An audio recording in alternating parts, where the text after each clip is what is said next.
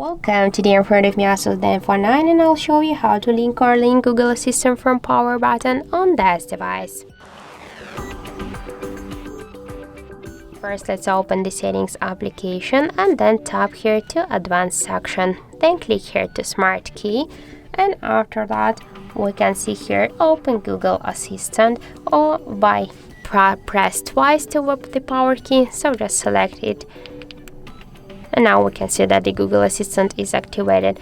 If you want to just use by press and hold to the power key, you can also select wake up Google Assistant. And if you want to just turn off this option, you should just click here to the switcher, or just to switch here the options. And now we can see that by double press we can't use the Google Assistant anymore. And now let's again link here the Google Assistant to side key on our ASUS smartphone. So that's it. Thank you for watching, and if you find this video helpful, don't forget to leave a like, comment and to subscribe our channel.